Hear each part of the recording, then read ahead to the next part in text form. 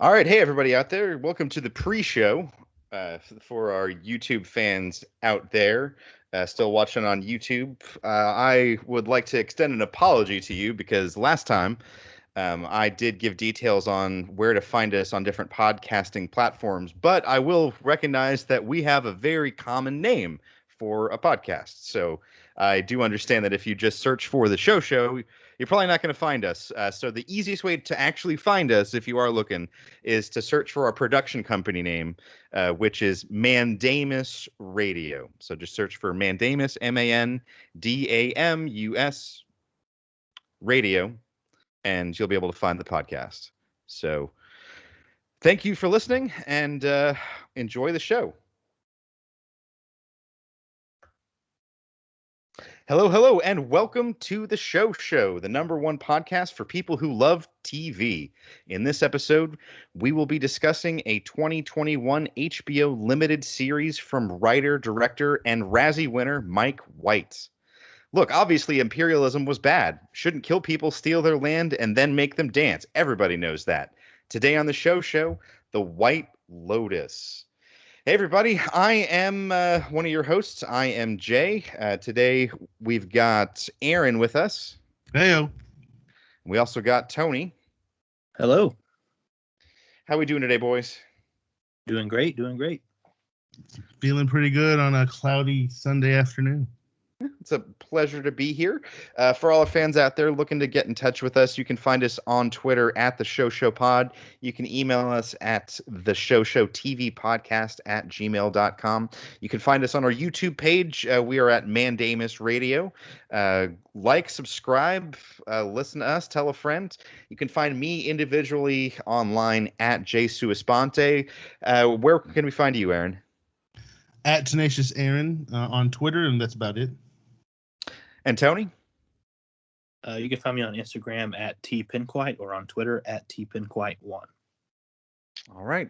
Well, welcome to the show. We're here to talk about White Lotus, which was kind of a you could say a joint choice between me and you, Aaron, wouldn't you say?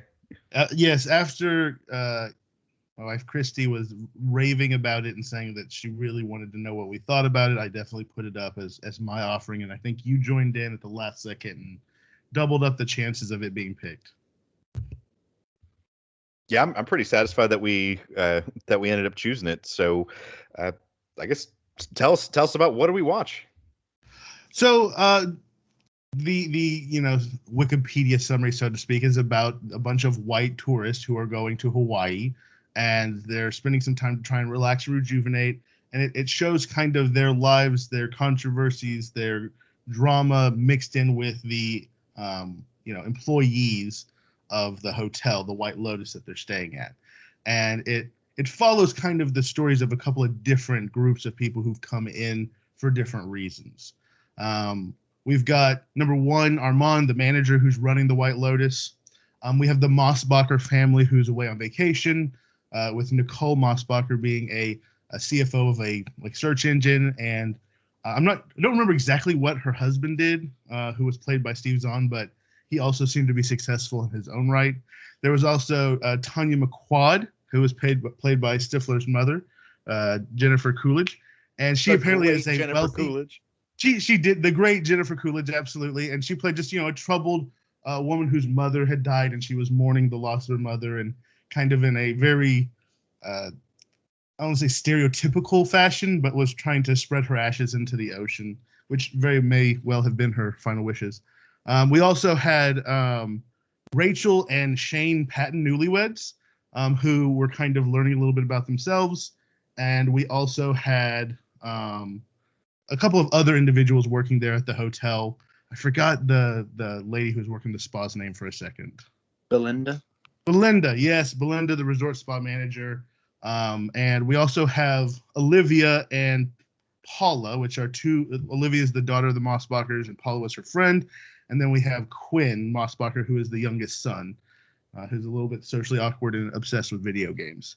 I think that's pretty much everybody involved with our major story. But essentially, it follows what's going on and the interactions among all these people. And I will say this, not in a exact way, but this show very much felt to me a lot like how Crash was all these individual storylines that just kind of slammed into each other. And I definitely kind of got that feeling from this show. Yeah, I hadn't really thought of it in those terms, but yeah, you're right that they kind of can tangentially connect, but in most cases, and until we get down to about the climax of the season, they don't really affect each other all that much. Yeah, no, that's kind of how like that's what I mean by like Crash, like all these individual storylines all kind of tying into this one moment. Mm-hmm. But I will say it was a dark comedy, and I cringed through a lot of it. What was the biggest cringe? The probably one of the biggest cringes was, spoiler alert, obviously it's a spoiler cast, but whenever Armand was shitting in the suitcase, I just was like, oh.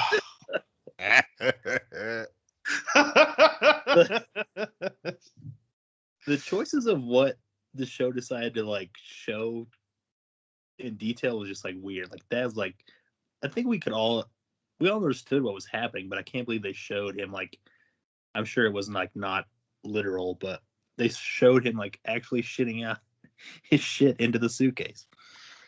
Ugh. And then like Steve Zahn's balls, his shafted balls at the beginning. Yes. Like, did we like? Yes. Can we just have him looking at his own balls? Like, oh, these are really swollen, guys. Come on. We got an eyeful of Steve Zahn balls in the first like 20 minutes of this show. The great Steve Zahn. The great, absolutely. Yeah. Known for roles in You've Got Mail and Sahara. and if you haven't seen Strange Wilderness, you probably shouldn't. So. Yeah, but Steve Zahn's one of those guys that he's one of the greatest that guys. That you're watching a movie and you're like, oh shit, I forgot Steve Zahn was in this. Yeah, no, very, very, very true. I'm always pleasantly surprised when he's in something, and this was no exception. Like, in fact, I'll go ahead and throw this out there. Steve Zahn was definitely my favorite part of this entire story. Like, wow, he was definitely like his whole arc, his whole story, everything there. I thoroughly enjoyed on that, and there was definitely some pieces of this story that I did not like at all. I really appreciated I also really appreciated Steve Zahn in this show in the way that he was trying to connect with this son who wanted nothing to do with him. Just really great performance out of him. Well, do we want to skip ahead? It's usually later, but do we want to talk about who our favorite and least favorite characters were? Or save that till later in? I mean, I've kind of already, broken the seal, so I think it's worth going ahead and going into. Yeah, let's go for it. Who did you like, Tony? I think Evil Armand is my favorite character. When he was up to no good, like I think, man, there's a couple like slow motion Armand walking with like an angry face scenes. And I'm like, this guy should be a villain in some sort of movie. Oh yeah, he really pulled it off. But I just like, I don't know if it's ever since like I became a big fan of Fly the Conchords, just like New Zealand accents and actors just like crack me up. So yeah, I enjoyed him a lot. No, he was great. I completely agree. His performance, especially that final seating, that was so good. Yes, with the Bach in the background. Yeah, I fucking nailed that seating. I'm gonna agree with Tony. Armand was far and away for me my favorite character. From start to finish. From in the first episode, he's giving us his like hospitality philosophy, which then basically causes everything to just unravel as the series goes on. And watching him turn into evil Armand, which I'm gonna borrow that phrase because I love it so much. Mm-hmm. That was a pleasure to behold. I really agree about this actor. I think it was in Murray Bartlett. Yeah, I don't know. I believe, yeah, he's like the first name on the credits that pops up too. So I was surprised to see that. Well, it is alphabetical. You'll notice because then Connie Britton, Jennifer Coolidge, Alexandra Daddario. Lost is a show that got me with that for a while.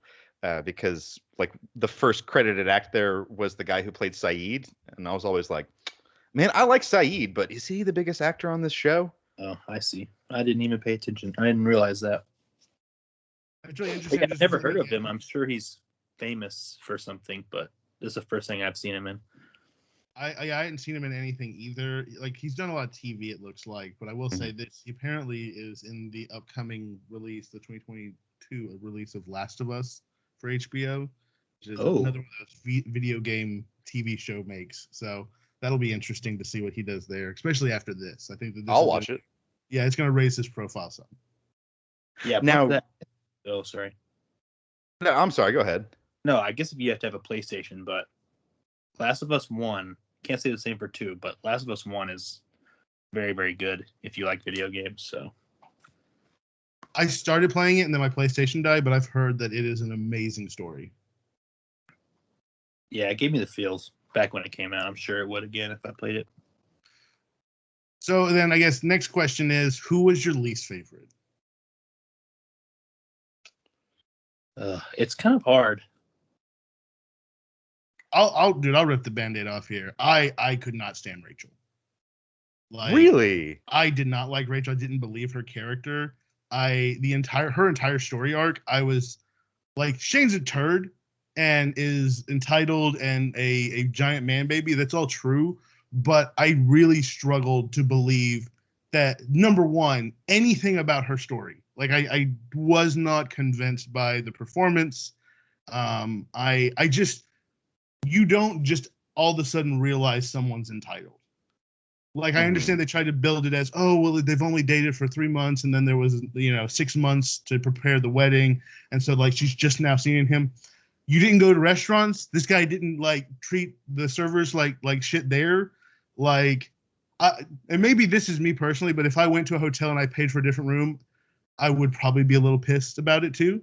And I would be like, hey, you guys need to make it right. And I would have probably just said, give me the difference in the cost of the room, like refund me. But I felt like her saying, oh, I need to take this story, and not just realizing that you literally are funded. You could actually go write something other than puff pieces and become a real journalist and not have to, take every piece of crap job possible to be a journalist and springboard yourself. If you have capital, you don't have to be like his mom and be just like a person who does, charity work. Go write. Go embed yourself in some like Soho like scene and write something. Like, people love that shit.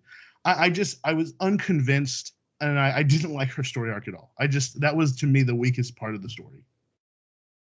I really liked her, but I do agree. Once the mother showed up, it did become a little harder to swallow that. Yeah, it's like, the way the mother's been talking about how she was involved in the wedding planning for 5 months. So like, I feel like you said these feelings would have come up way sooner. That part was hard to suspend a lot of disbelief. Yeah. Once the mother showed up. Like, I feel like the husband, I still like the character a lot in her arc, but yeah, it did become a little bit harder to believe that she would just now becoming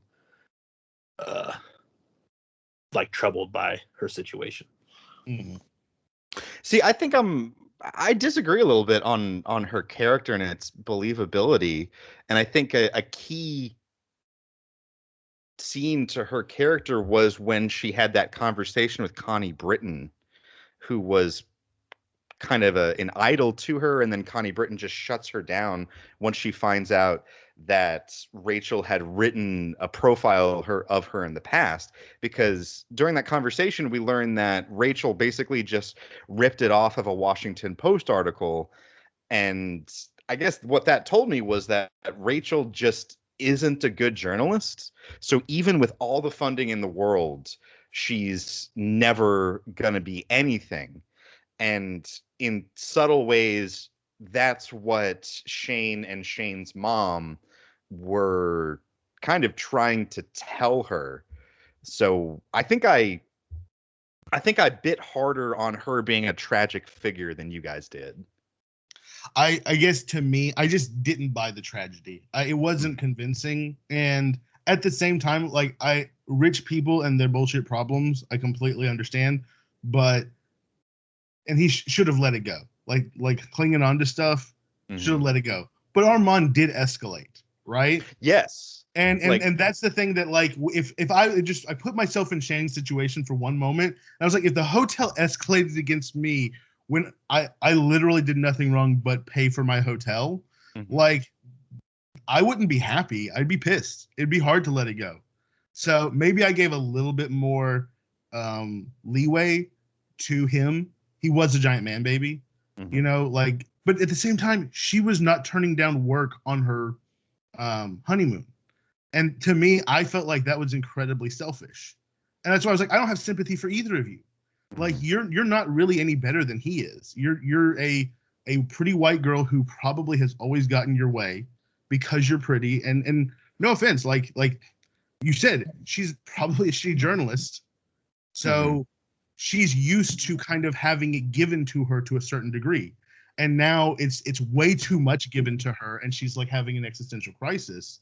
But again, how do you get better? You go right. But you could have done that about your hotel. You could have done that about Tahiti. You could write about that kind of crap and get better at it. I don't know. To me, I walked away. That was my least favorite part of the story. Yeah, I suppose you could even go subversive and be the mole inside high society with Shane and the people and the doors that he opens you up to. Yeah, you're right. Like I think had a lot more options than she convinced herself that she did. Yeah, and that's just me, but at the end when Belinda was like, I ain't got time for this shit, I was like, you go, girl, get out of there, Belinda. This is just another rich bitch that wants you to cry on your shoulders and make you feel bad for her. Now, how about to try and separate that from the performance of Alexandra Daddario? Personally, I thought she was fantastic. I think she played that role very well. I just didn't like her character. I'm trying to stay away from my biases because I've always been a big fan of hers, but have to admit it's mostly superficial. Yeah, it seems like almost every long haul flight I've been on for the past 4 years has had Baywatch available to see, and that's the only time when you ever want to watch that movie because you're just like, I've got 10 more hours to kill, so let's knock out 90 minutes. I don't know, I feel like I watched the first Percy Jackson and I remember liking her in that. I only know her from the first season of True Detectives. Yeah, I was avoiding bringing that one up. What's that, Tony? I don't know. She's had such a small part, I didn't really want to count it in her repertoire, Fair enough. I liked her. Yeah, to clarify my position, I did like her character in the story, but I was just saying, yeah, once the mom showed up, I found it there's a lot of plots in this show that the characters seemed intelligent, but then they did things that were very unintelligent. You brought up Armand escalating, lying to Shane. What does he think's gonna happen? Yeah, he's not gonna check on it. He's not gonna look at his receipt. He should have just been oh, I think we double booked. Please let me comp a night, or yes, but give you a refund on the difference. I don't understand why. And then a major, we've already mentioned spoilers, but a major plot point is what is their name? Maybachers. What is the family's name? Oh, the Mossbachers. Mossbachers. They bring Olivia's friend Paula along on their vacation, and she has a love affair with one of the employees, and his family's been robbed of their land and assets by the hotel, I think literally, and she wants to help him by getting this employee to steal jewelry from this rich family, the Mossbachers, and then but it's so unbelievable to me because I have no idea how he would have pulled it off because there's cameras in every single hallway. There's a a trail for every time once you get into the hotel until you get to their room and then leaving it. Even if no one, I mean, spoiler alert, people walk in on him in the middle of the crime and he has to escape and then he's eventually caught at the end. But like at no point, even if no one was going to walk in on him, like there was no chance of them getting away with it. Like never. Yeah. It just seems so stupid. It was so transparent with Paula asking to put valuables into the safe on the day of the robbery, and this is like day 6 of the vacation, and it's so transparent that her friend Olivia immediately calls her out on it afterwards. Yeah. You know, this brings up a couple of things that like I did some just reading of different people's perspective on this show, and the show is kind of billed as a critique of I don't know if it's necessarily white supremacy per se, but like kind of like white colonialism. But I honestly feel like they fail at that, and it's a better critique of classism overall, in just my opinion. And one of the things that really bothered me is like whenever Kai said that like this was stolen from him, I did a little research into the history of Hawaii, and I kind of feel they misrepresent that because the King Kamehameha in the 1800s wanted Western investment into Hawaii, and they didn't have property ownership at that time in Hawaii. So they divide the land up into 3 portions. Part of it was for the government, part of it was for the king, and part of it was for the people. And like the king sold off his portion of the land to the white investors because they wouldn't come and invest in Hawaii, the kingdom, without the possibility of land ownership. And there was just like a lot of opportunities for the Hawaiian people to claim land, to get simple title to the land. And ultimately, a lot of it, either they just chose not to claim it or like they did and then they sold it.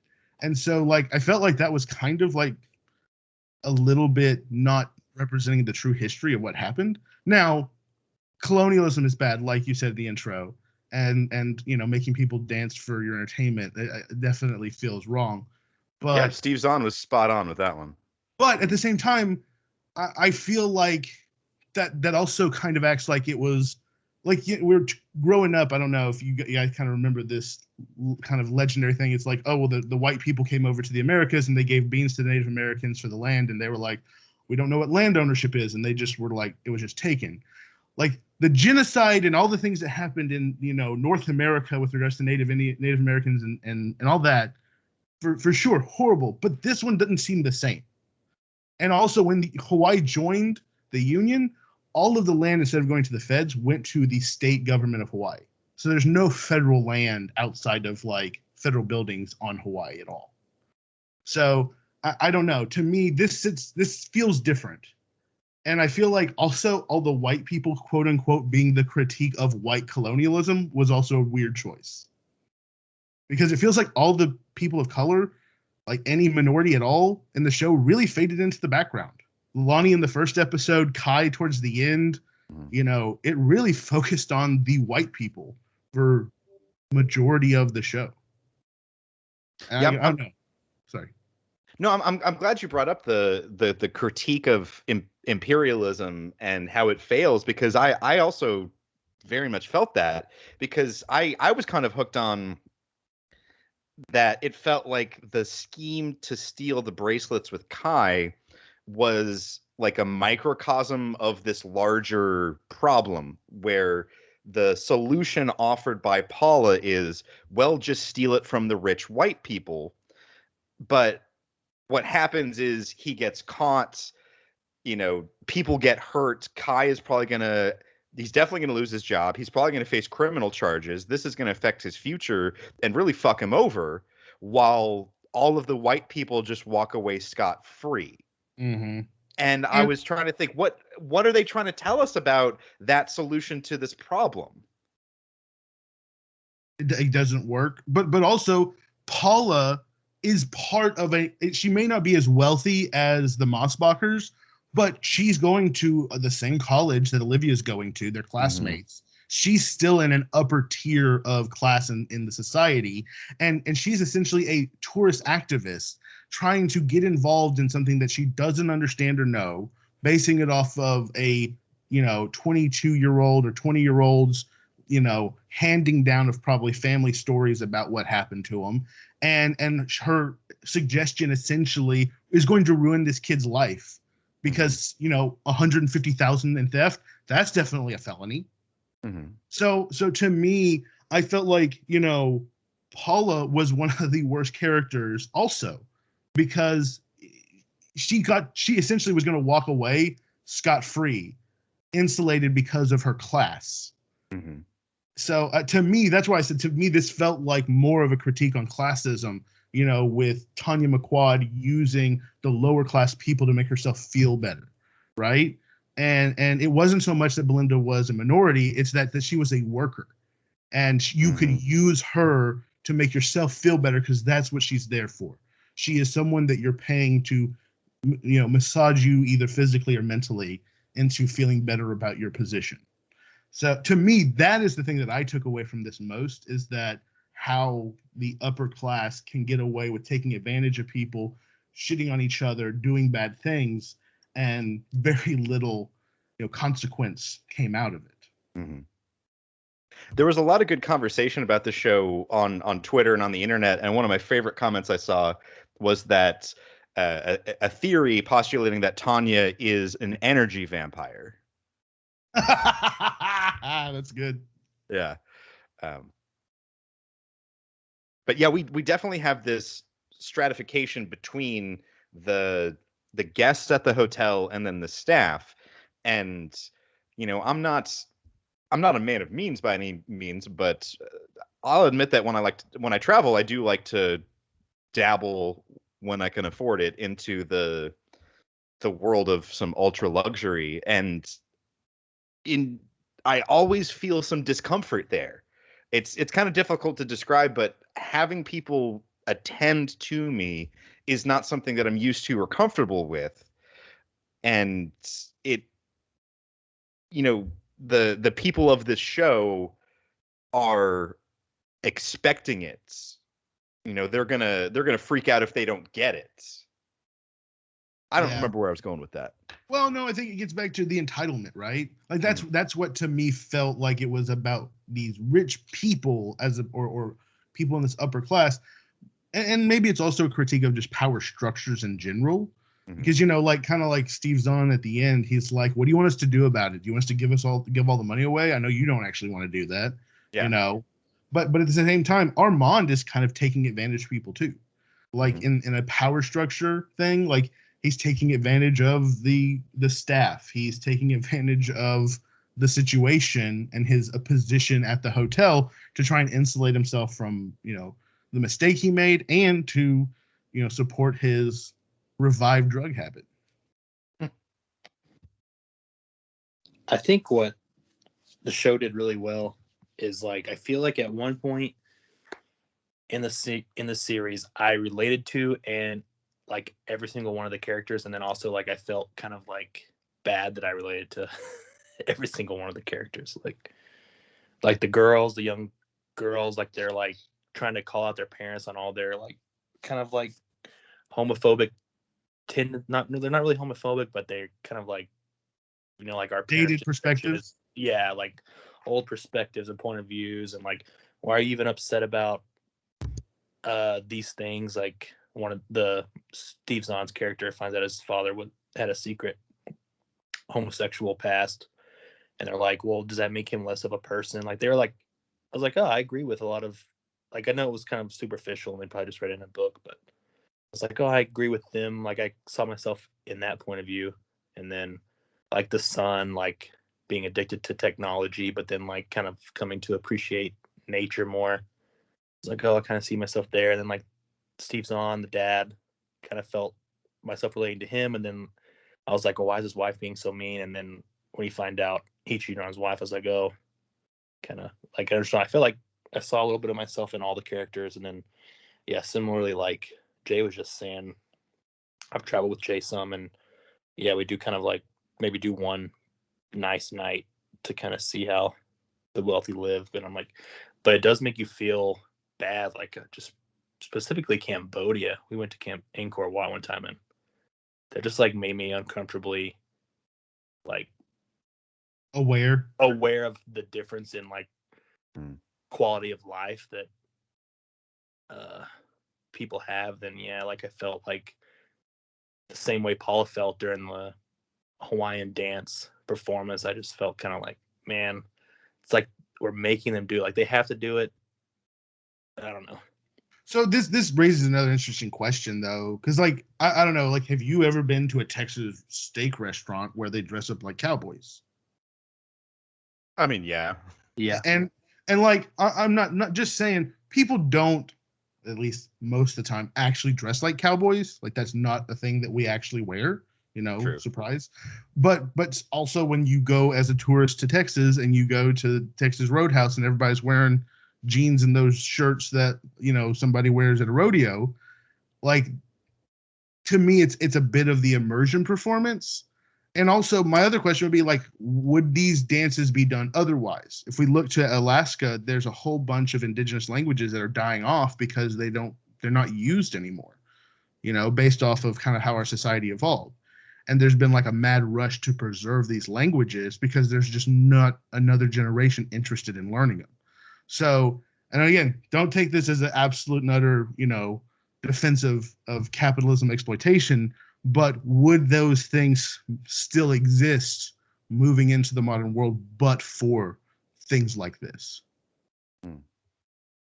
It's a good question. Well, quick sidebar about this show and travel. I looked into where the show was filmed, and it was filmed at the Four Seasons in Maui. And Tony and I, we have a particular affinity for the seasons, as we lovingly call it. And so that, though, not the four. yeah. So I was curious, and I looked up how much would it cost to spend a night at this resort. So would you guys like to take a guess at the general range of how much a standard, not even a suite that these characters are staying in, just a regular ass hotel room at the Four Seasons Maui one night? $500. $900 a night. Add those together, and you're going to be closer. Wow. $1,400? Like $1,400 a night for the cheapest rooms. Dang, I was guessing like $1,500 a night for the suites, but dang. Oh, it was closer to like $6,000 for the suites, and the suites on the website were nothing compared to the suites that these characters were staying in. So now I couldn't find any production notes on whether those interior sets were actually done at the resort or whether those were, on a soundstage somewhere. So we've got a couple of options here. Either one, those suites are already sold and not available. Two, soundstage. Or three, those suites are so expensive and go to such high rollers that they are launched into that next tier of ultra luxury where the website and the way to get in touch with the people to rent those isn't even available to people like you and me. I think that's it, because like they brought specifically those people in on the boat, which like they're not bringing anybody else in on that boat. Mm-hmm. So it's probably the second category you mentioned. But I would also like to offer up a quick defense of Armand's. Now, okay. Let me preface this and say that I'm not going to say that I think the things that he did were right or virtuous. I think that the things that he did were very much intentional, made sense, and made for great television. Because I've spent some time in my life working basically customer service, and his whole way of what he does with Shane of trying to handle him first, I 100% understand. Where I think you guys had mentioned, why wouldn't he just give the refund? Well, it's not maybe the most honest thing to do, but I can absolutely understand a hotel manager wanting to try and preserve everything he's been paid so far by trying to pull a fast one and remind people of the positives of the room they already have. Like if you ever had this happen to you before where they, what you wanted is not available, but they're trying to convince you that what you already have is good enough. Yeah. And no, I can understand that, but that's where it gets back to me. Like, I feel like, number one, you're not an owner. And if it is in fact the hospitality industry, isn't the customer your highest priority? No, you're right. And then it definitely turns when he starts to be spiteful about it, Mm. where he says, "This guy's going to be trouble. You know what? I'm just going to be an asshole back to him." And again, working with the general public, I can absolutely understand that feeling and that desire, because sometimes, when you're serving that customer and they're a jerk coming through the door, Yeah. then you don't want to give them good service.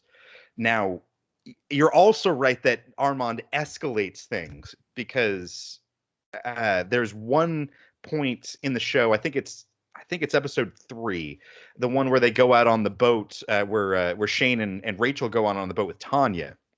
Where at that moment, the the conflict over the room, it had a chance of blowing over, because Shane gets Armand's attention, is like, "Hey, I want to talk to you. It's actually not about the room. It's about trying to set up the fancy dinner." So if Armand just does a good job rather than a spiteful job at that point, and sets up an actual bona fide romantic dinner for Shane and Rachel, then his conflict with Shane ends at that point. Shane's Yeah. satisfied. He may not even forget about the room. But instead, Armand decides to be spiteful, and things start to spiral out of control. Yep. So I think that's why I say I think what he did makes sense to me. It wasn't necessarily the nicest thing to do, but it set up for the escalating tension of the last 3 episodes, which was a whole lot of fun to watch. Ugh. Did you call it, like, who here was like Armand Zion? Because I definitely had I know they threw Uncle Rico out there as the smoke screen to make you think that's who is going to die with all of his health issues. But I was like, man, I didn't think about Armand getting stabbed until that last sequence. Me neither. Like, I no, honestly, yeah. Go ahead. like until Shane grabbed the knife while we watched Armand hide. Up until that moment, it didn't even blip on my radar that Armand was going to be the one to go. When I knew Armand came into the stabbed, room, but I didn't know who. I thought when Armand came into the room, I was like, he's not coming out, because this one thing I will say about the show that I did think they did really well at was the use of foreshadowing in a lot of ways. Mhm. Like they really kind of built up to the events that that were going to be the big moments.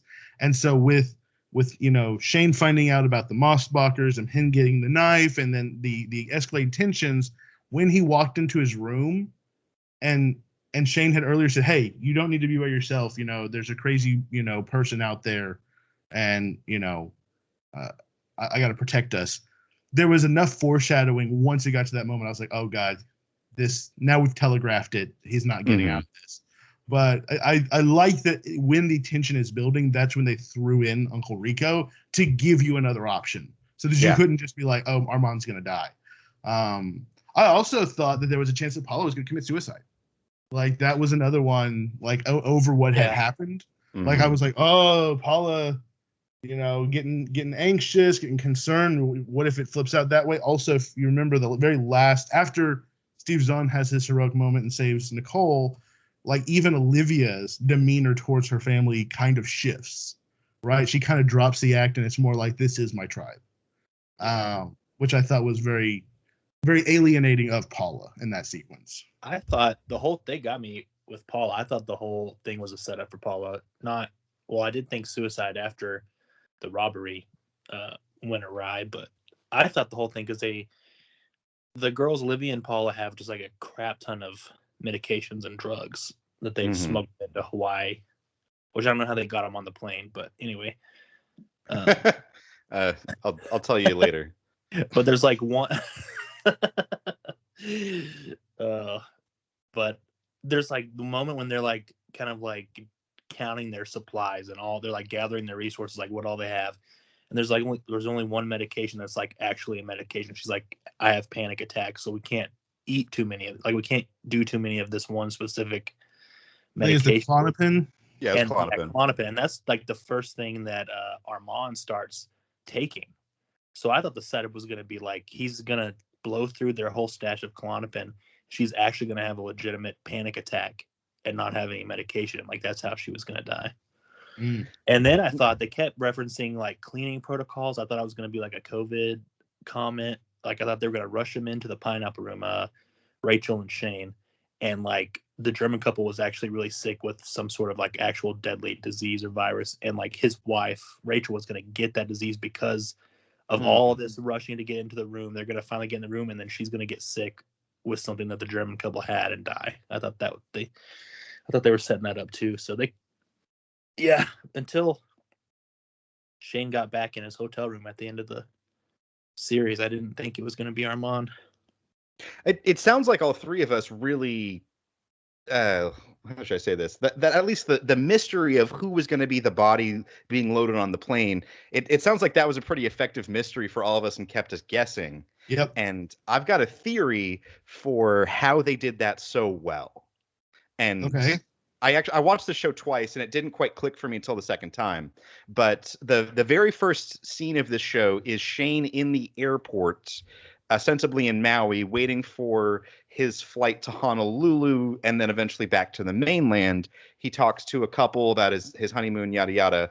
So what we're left with is Shane watching the human remains being loaded into the plane.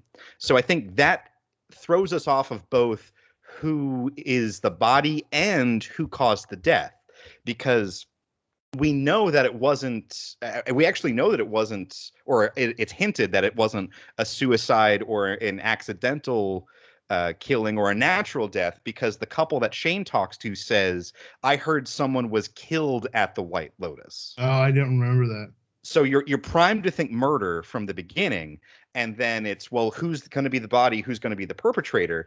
And for Armand to be the body, when you see that body being loaded onto the plane with Shane going back to the mainland, it hints that this is going to be a guest and not an employee of the resort. So I think, why would it be going back to the mainland? Oh, that's good. So I think from the start, we're primed to think that it's a guest. And then for who's the perpetrator? Well, I mean, if somebody murdered somebody, you don't think they're going to be released quickly enough to be on the same plane back to the mainland with the body, do you? No, not at all. So that throws us off as Shane. Now, I did read some criticism of that last part, saying it's not realistic that Shane would be released so quickly, even in these accidental circumstances where, criminally from what happened, I can't really say that Shane is at fault. So what the response from the actor who played Shane when he was asked that question was, well, keep in mind, this is the world of television. And in this world of the White Lotus, these guests are so privileged that he was able to escape any culpability for it. Either he was bailed out early, the cops didn't take him into custody at all, whatever. Basically, the point being that Kai is going to have ramifications for the rest of his life for stealing a bracelet, while Shane killed a man and is going to walk home and have no more problems. It's good analysis. The only other thing that bothered me about that ending was Quinn. There's no way he gets to that boat. There's no way he leaves the airport as a 16-year-old. No way. That was just a pure fantastical addition to the end that, in a way, kind of burst any level of realism the show had for me at the tail end. Why wasn't why was no one suggesting, why don't you apply to colleges here? You're wealthy enough that you probably could go and pay for tuition in Honolulu and do exactly what you want, but you are 16, and you're telling me that they got on that plane and that plane took off without them running off of it to get him? Is this Home Alone? Yeah. Like the reverse of Home Alone, I guess. Talking about Kai. Sorry. Good. Talking about Kai, another thing that made me mad was, I know you can't think of things in the heat of the moment, but pretty quick when this, because he is stealing jewelry out of the safe that Paula helped him get into, and the mother, Connie Britton, comes into the room. I just feel like, at minimum, just put the bracelets on the bathroom counter, and then they'll think that she forgot to put them in the safe. She just left them by the sink. Why even steal anything at that point? Why not just run out of the room? Mm-hmm. And then also, I'm just can't you just flush the toilet and be like, oh, hey, they sent me to check. Some of the toilets have been acting up, but yours seems fine, and just like walk out of the room, and you didn't take anything. Like, Yeah. like why not just do, like, why commit so hard when you're caught? Like, you haven't technically done anything yet except for go into a family's room without permission. Like, that's the worst thing you've done so far. Like, well, he did take the bracelets. yeah, but I mean, he could have just like you dropped, could have put thrown him him on the ground or something. Oh yeah, something to or kind put of him on the kitchen. Like, he was in the bathroom, I think is where the safe was. Just put him next to the sink, like quietly, hopefully, and just like walk out, or like make up some bullcrap, or just even like hide. Be like, oh hey, I was looking for Paula. She said she was in this room. I don't know. Like, I feel like there was a lot of options where he could have just left it there and either ran or walked out. He could have just got fired. He wouldn't have had to commit the crime. I don't know. That just bugged me while it was happening. Or Paula, like, her whole plan didn't make sense from the beginning. I mean, if she really wanted to do this, she could have taken the bracelets herself. Yeah, it's so. I think it does fit with her character in that she hatched this crazy scheme, but crucially hatched a scheme where she manipulated somebody else into doing the dirty work. Mm-hmm. And again, she gets to go home and go to college and not really have any consequences either. Mm-hmm. Just like Shane. Yeah. I did feel for her. The actress did a good job, like, of portraying extreme guilt. Yeah. Oh, yeah. How about her decision at the end to drop the necklace off the boat? What was your reaction to that? I thought she was about to kill herself. Oh, wow.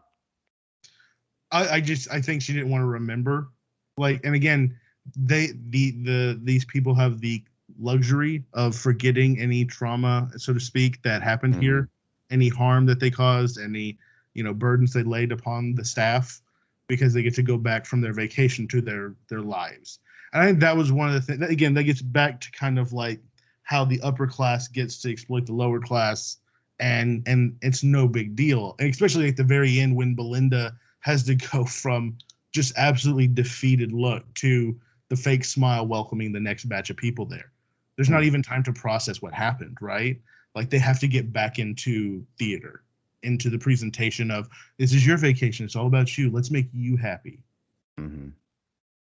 Which, again, if you showed up somewhere and, the people were all depressed, it would not really make you want to come back. Right. Yeah. I guess that leads me in. Sorry. Good.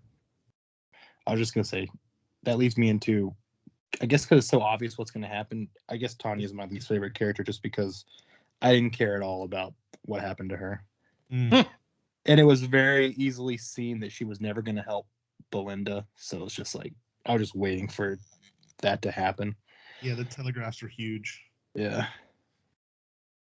What was the point of the little scene we got in the last episode where a very handsome and young man approaches Tanya at the pool and tries to chat her up, and she immediately rejects him? It was a real quick scene. What was the point of that? I think he's just trying to find a sugar mama. No, I understand that. I understand why the man was approaching her, but what was the point in the show? Was that to bolster our belief that she and Uncle Rico were going to make it?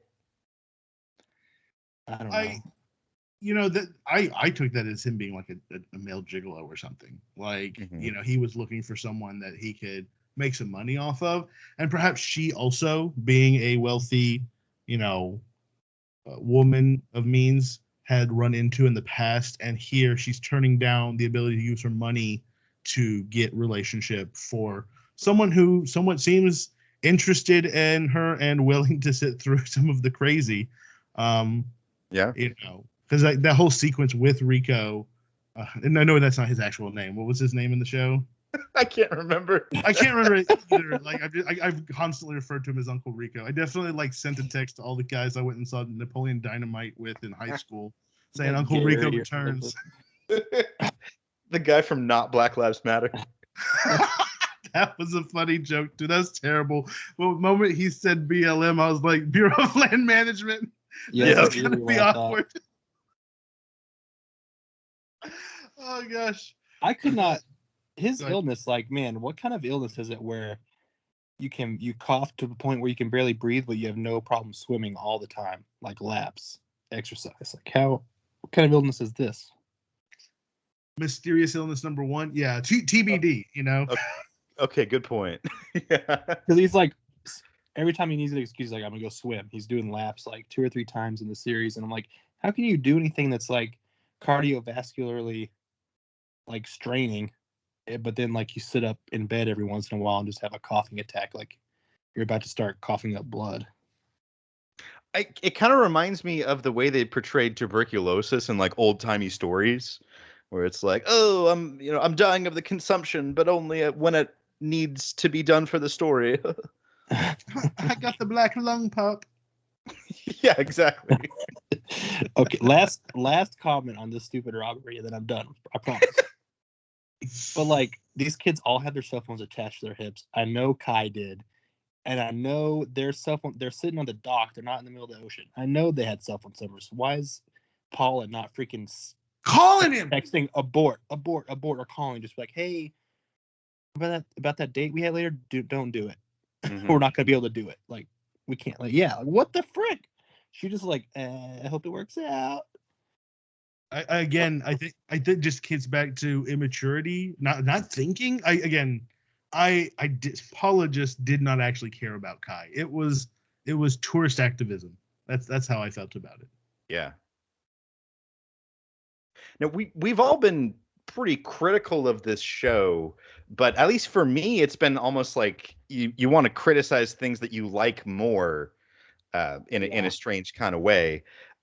Like, overall, this show really worked for me, and a couple of things that you guys have said really kind of synthesize it in my mind, that I think one of the ways this show succeeded was its lack of backstory for our characters. Because I think crucially, we have no flashbacks. Yeah. We have a little bit of exposition in the dialogue about who everybody is, but like, where do these people live specifically in the US? It's left pretty open. What exactly do they do? We get some vague descriptions for some of them, but not all. Where do these girls go to college? Is it Harvard? Is it Arizona State?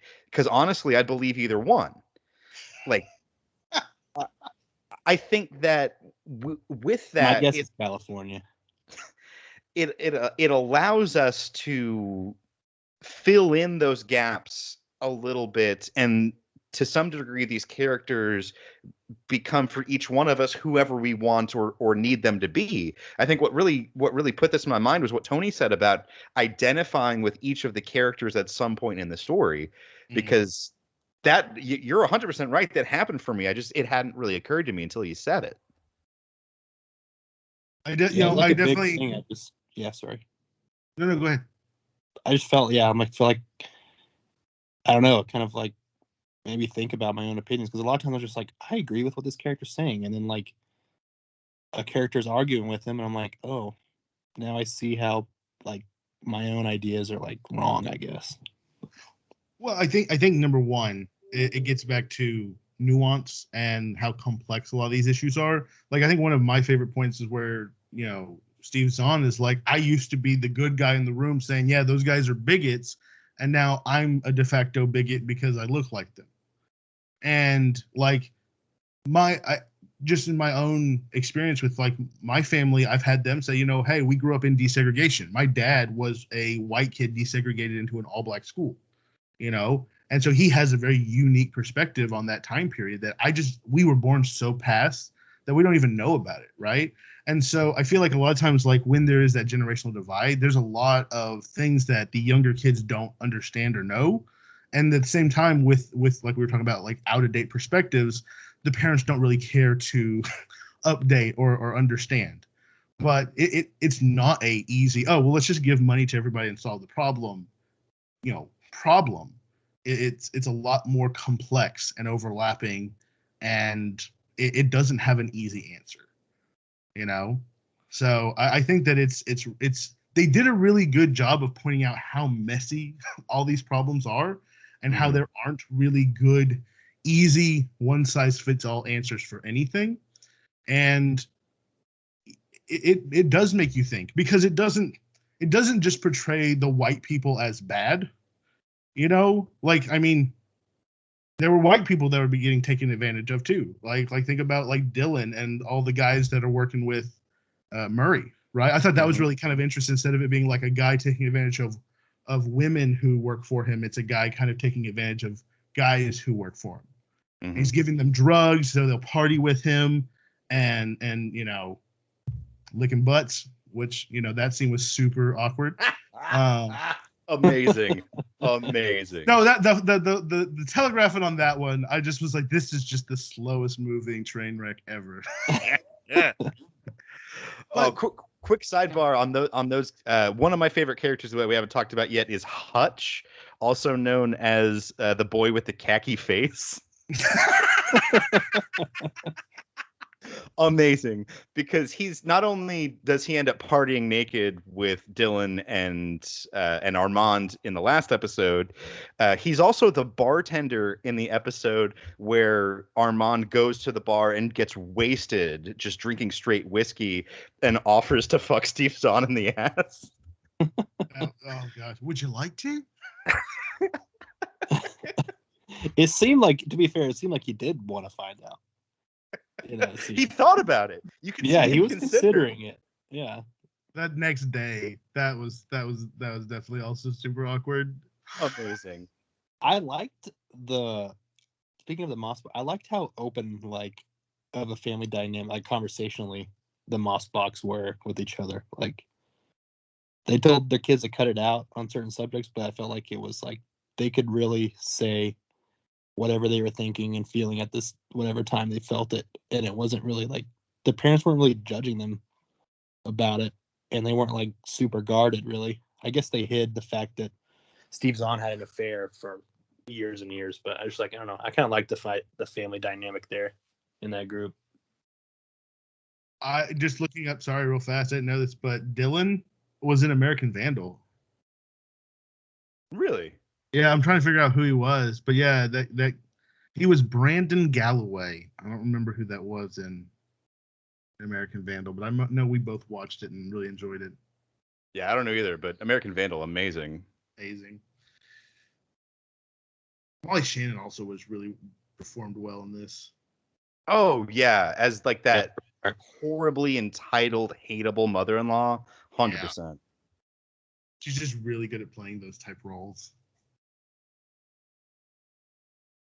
Can I just say I was rooting for Steve Zahn to have a redemption story, like as everything kind of was unfolding.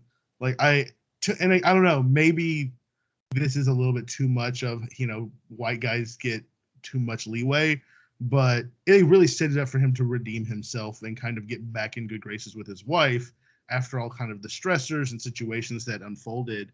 And I thought that her criticism of him telling Quinn about the affair, and she's like, you know, I didn't want to have that conversation. I didn't want to talk about it. This still hurts me. That was incredibly selfish. And I thought that was a really good conversation and way to kind of put it into perspective. Yeah, you're having an existential crisis, but you have to remember that you are not just telling your secret, you're telling mine. And so I felt bad because I at the same time I understand him wanting to be honest with his son after having this moment, realizing that his dad was not honest with him. But it was very selfish and reckless in the way he went about it. Yeah, it did a really good job of making me like the mother's character a lot, Connie Britton's character. Yeah, me too. Because at first she's kind of portrayed as this workaholic, kind of icy person before you find out the reasoning behind it. Yeah.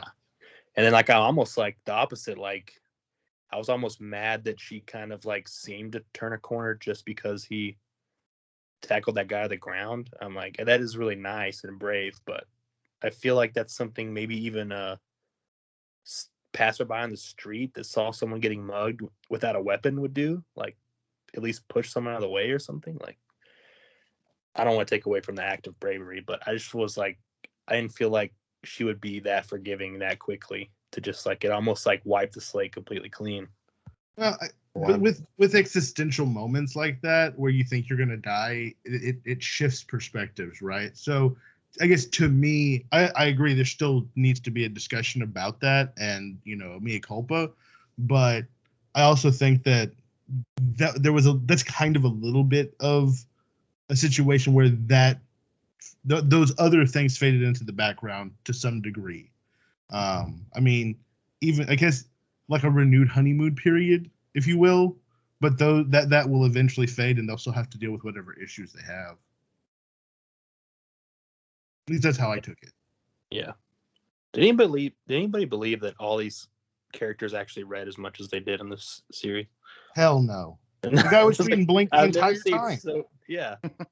Shane's reading books. Both the girls are reading multiple books. Like what? Yeah, like my in-laws, they have children who are approximately the ages of the college students and the kids that we see in this show, and I have never once seen any of them with a physical book in their hands.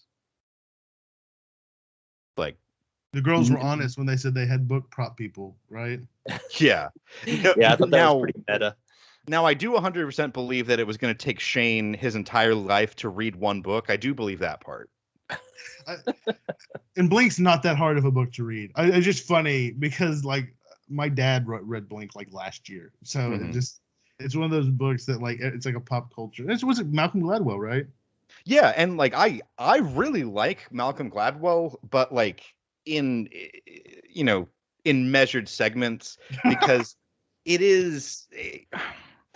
I struggle to say pseudo-intellectual because I wouldn't say that Malcolm Gladwell himself was a pseudo-intellectual. I just think that the stuff he puts out it's marketed as higher-minded than it actually is, if that makes sense. I haven't listened to it. Like it's really more intended to make you feel smart than it is to, actually inform anybody. That's interesting. Well, but it would make sense why Shane would be wanting to read that then. Yeah. Sorry, go ahead. Am I can't think of a word. Lazy person. If like I agree with Rachel's point of view, like she wants to be something more than just like a trophy wife. But is it messed up? It's like I would not mind being a trophy husband. Yeah, like, not I'm at not all. trying to shame her for what she wants for her life, but I'm like, man, I kind of would enjoy that personally. That's only me speaking for myself. Well, I think it's back to perspectives. Like what I was saying earlier, you can look at this as I'm encapsulated as a trophy wife in a cabinet so that he can show me around, or I can use this to fund what I want to do. I can go learn to write. I can go write about things that are not puff pieces, like I think it just comes down to perspectives. You can look at it and say, well, if I was a trophy husband and had the freedom to do X, Y, or Z, I'd take that advantage, but it gets back to, I don't know, a struggle in our society about independence and women and how long that they've been essentially seen as you work until you get married. My grandmother actually told me that like when she was working in, the 1950s, that once you got married, the company that ended your contract. And so I think that's all they're trying to get that's cultural social issue on the table. And it's the easiest person to do it with, obviously the newlyweds. That's but true. I just feel like people are adaptive. And I feel like today a lot of those issues and stereotypes don't always fit the modern family. So I know lots of I know at least two people where they're kind of like Mr. Dad, and the wife is the breadwinner, and they really enjoy raising their kids. So I think it comes down to the individual. Yeah. I know it really will. Like it is got to be really hard when like the power dynamic of financial like offerings is so it's always going to be like you can be independent, but you're really always at the liberty of the other person. That if it's shifted so far another way. No, for sure. You're not going to embed yourself in Afghanistan, probably, being Shane's wife. But, I'm just saying, make it what you will. And even at the end, whenever she came back, she's like, I'll be happy, That kind of broke my heart. Yeah. I felt bad for her. I was like, yeah. I was like, in my mind, begging her not to do it. Yeah. I think I'm just too personally attached to Alexander Daddario. as an actress from a distance and purely objective. I feel bad for saying it.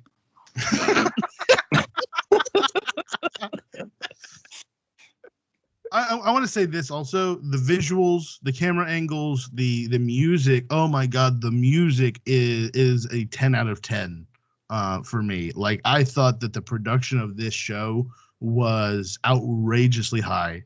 I felt like it nailed so much of capturing the feel of both light and dark, of vacation and, stress of what's going on in so many ways, and the music supplemented the visuals so well that to me that brought it to an upper tier of shows that we have seen. 100% agree, especially about the music. I read one review from, I think it was the BBC, that described the soundtrack as Hitchcock Hawaiian. I was like, that nails it. That is good. I thought the water camera work was like, who do they hire? Planet Earth cinematographers to do all this like water capture? Like, I was like, man, everything in the water looked amazing. I'm like, yeah, I feel like you'd have to be specialized in underwater filming to get stuff to look this good. And I think the theme of this show, the opening credits theme, I think this is an example of how to do it right, and how this one succeeds where Mosquito Coast failed, and even where Succession failed too. Yeah. Where I thought that the opening theme very well set us up emotionally for what was going to happen. It felt foreboding, and kind of hinted at things to come. And then it also came back lots of times throughout the show during the episode to heighten the tension, and they did it in different ways. It was rearranged with different instruments. Succession tried to do that, except they wouldn't rearrange it. They just play the theme again while we were watching, like, Kendall go up and down in a helicopter. Like, it didn't make sense the way they did it. And then Mosquito Coast, like we talked about last time, it just, it didn't leave an impression on us. This one, though, I think nailed it. Nailed it. Completely agree. In other ways, I was watching this show, and maybe season 2 is better. I know it's won a lot of awards, like we talked about when we did the Succession podcast. But I was like, this is how I want to watch dislikable, almost asshole characters. Yeah. Because they all had redeeming moments or qualities. Like, yeah, there were payouts. Like, yeah. I was like, man, this is what I wanted for. I know the settings and plots are so different, but like, I wanted the dynamics of these characters to be the dynamics in Succession. I think season 1, I would have rated it like a 10 or something, probably, if that existed for Succession. No, I was actually, whenever I realized that this was about a bunch of rich white people again, I was like, oh man, we're going right back in. But I agree. Like, there was enough about them, and I think it's what you said, Tony, about how you can see yourself a little bit in all these people, right? That is what gave the redeeming qualities to anybody. Like, I absolutely think Shane's a turd, and I've absolutely been frustrated with the service industry whenever they're kind of jerking me around and not just fixing the issue. So, like, same with Steve Zahn, like, wanting to be honest and wanting to speak his mind, and at the same time putting your foot in your mouth and causing more drama. So, to me, I think that humanizing them and giving the flaws and the upside and having these payouts was such a much better tapestry of events and telling the story about these people and critiquing it in a way that kind of leaves you like there's no real hero, right, of the story. It's just kind of like these events are playing out. So you're not really rooting against or for anyone. You're just kind of experiencing what is happening. Where I feel like in Succession, you're supposed to be rooting for Kendall. And I just couldn't stand the guy. Fair enough.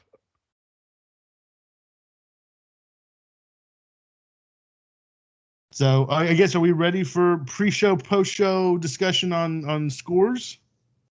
Sure. I think I'm ready. Covered my topics. Let's see who wants to go first this time. Well, actually, before we get into this, how are we? What object are we using for our custom rating system this week? My submission for the rating system is pineapple sweets. Pineapple sweets. Um, Love it. Yeah, I second that. All right. Well, Tony, tell us how many pineapple sweets is the White Lotus for you? Well, before the pod, I bumped it up a little higher. Like I can't. It's hard to separate like how much do I just like the actors and actresses versus like the show and like the production value. So I had it at 7.5 pineapple sweets, but I think I'll bump it up even higher after the pod discussions to an 8 pineapple sweets out of 10. 8 pineapple sweets. Yeah, I can see that. How about you, Aaron? I'm a very similar thing. I when I was looking at Christy, I was like, I feel like this is like a 7.58. But after kind of discussing more of it and a little different perspective, I'd actually probably give it an 8.5 because I do think that they nail the storytelling is very well done. I feel like the reason why it's not like a 9 or a 10 is because it's billed as a critique of white colonialism, and I don't feel that is in fact what they are able to execute, but they do execute a critique of issues in our society very well and things that are very topical and current. It's just that I feel like it's easier to just label this as a white colonialism and not as classism, because that is the bigger hot topic issue of our day. And so that's why I would say they're going for something. They didn't quite hit it, but what they did give us was a fantastic presentation. Also, cringe is not my soup du jour, so to speak, of shows. There was a lot of cringe in this show. So that's why I'm going to keep it at that 8.5. I'm going to agree with pretty much everything you just said, Aaron. I think for me, going in, the show was an 8, and coming out, I think the positives that I discovered are pretty much equally weighed with the negatives. So I think I'm going to stick with 8 before and 8 pineapple sweets after. Just like you said, was the show perfect? No, it had some problems that we discussed. They could have tightened some things up, but overall, this was the first show in a while that I was excited to watch week on week. I can't remember the last time that I contemporaneously watched a show as it was released and then was excited on the day of the finale to watch that last episode and have it all wrapped up. I think the last show I really did that with was Game of Thrones, and by the end I really wasn't that excited. Yeah, no, that's fair. All right, well, we've got an 8 from Tony, an 8.5 from Aaron, and an 8 from me. Let's see where that puts us on the board. All right, we got an average score of 8.16. That's a very high score. Looks like on our leaderboard that puts it out of 40. Will be our 41st show, and it's right at number 7, right above season 1 of Atlanta. I'm sorry, below season 1 of Atlanta. And no, I'm sorry, man. Fractions fuck me up sometimes.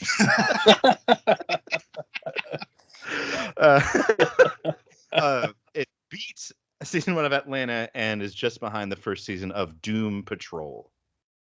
Wow, Doom Patrol scored that high. I did not remember that.